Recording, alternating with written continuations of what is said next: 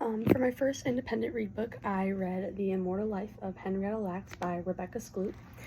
And so this is my little report on it. The Immortal Life of Henrietta Lacks is the story of a woman behind the immortal HeLa cells, Henrietta Lacks, who died of cervical cancer back in 1951. It gives not only a story about Henrietta and how the doctors at Johns Hopkins Hospital took her cells out asking and started growing the HeLa cell line that is still alive today, but it also deep dives into the story of Henrietta's children and family and how her immortal cells have had an impact on their lives as they were left in the dark about Henrietta's cells for decades. Rebecca Skloot also explains the scientific history of HeLa cells and how it has greatly impacted the practice of medicine, as scientists have used HeLa cells to find cures for different diseases like polio and HPV, and have used her cells for the research for cures of cancer and for COVID-19. Overall, this book goes in depth about the science of HeLa cells, but it also is a moving story about Henrietta's family and how their lives have changed since their mother passed. It reminds us that even though HeLa is mostly known for the immortality cells and how it has helped science, that the cells came from a human being who had a life just like the rest of us. So one of the questions is, what do you like most about the book? And the thing I like most about the book is how Rebecca Skloot kind of formats her book. She splits her book into 3 different sections: life, death, and immorality. And these 3 sections really help me as a reader organize the events and kind of make a mental timeline. She put 3 pages to start each new section, or a page, but there's 3 in total. So there's life, death, and then there's immorality. I also really liked how, even though Rebecca Skloot's book is nonfiction, that she tells it in a way that seems almost like a story. Even the scientific parts, which people usually find pretty boring. For example, on page 216, as she's talking about how the HeLa cells were conducted to be no longer human, she reads, this is what she writes.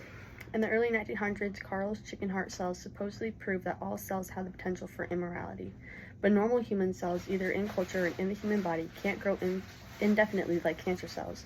They divide only a finite number of times, then stop growing and begin to die. The number of times they can divide is a specific number called the Hayflick limit, after Leonard Hayflick, who published a paper in 1961 showing that normal cells do reach a limit when they've doubled about 50 times. And even though that's a pretty boring piece, it's super informational, and she writes it in a way that is pretty interesting. So the next question is, what are your 2 favorite passages? And my 2 favorite passages, the first one comes from page 85 and 86. Soon after Emmett and his friends visited at 4 o'clock on the afternoon of September 24, 1951, a doctor injected Henrietta with a heavy dose of morphine and wrote in her chart, "Discontinue all medications and treatments except analgesics."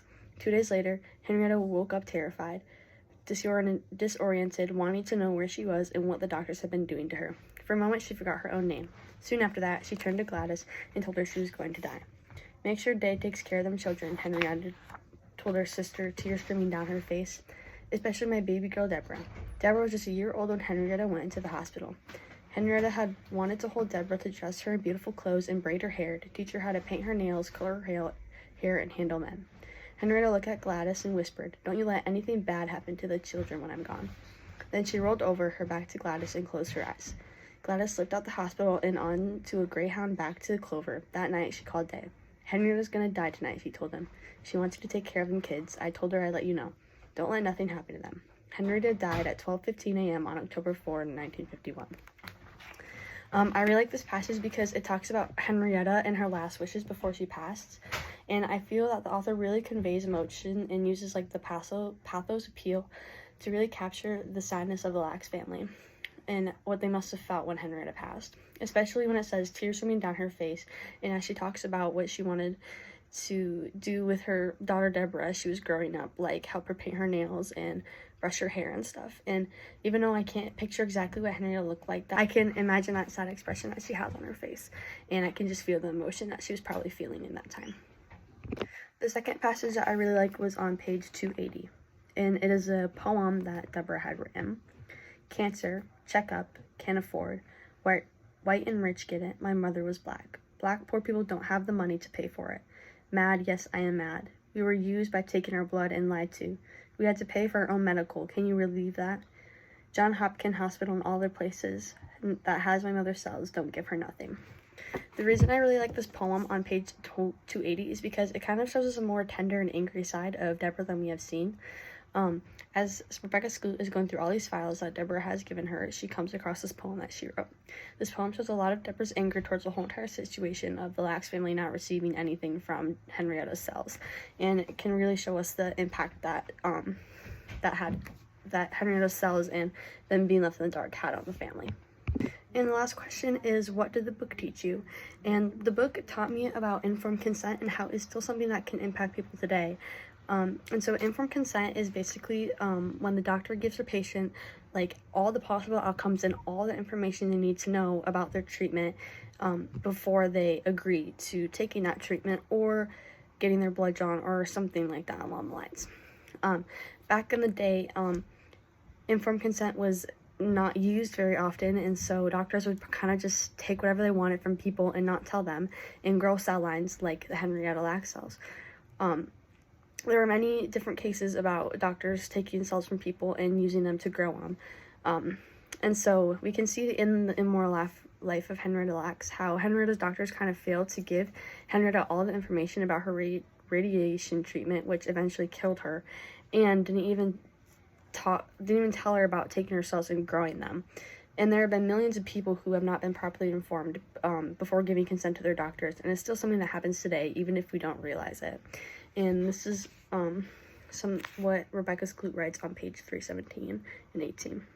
Today, if doctors want to gather tissues from patients strictly for research purposes, as in Henrietta's case, they're required to get informed consent. But storing tissues from diagnostic procedures like, say, mole biopsies and using them in future research doesn't require such consent. Most institutions still choose to get permission, but there's no uniformity in the way that's done.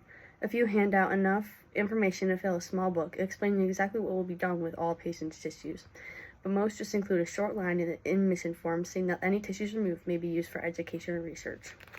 This shows that informed consent is still something that isn't being used like the way that it should today, and that's definitely something very important that the book taught me. Overall, I really enjoyed reading this book. I watched the movie before, and so it was really interesting getting to just read the book as well. And yeah, I found it really interesting, and my first book video project.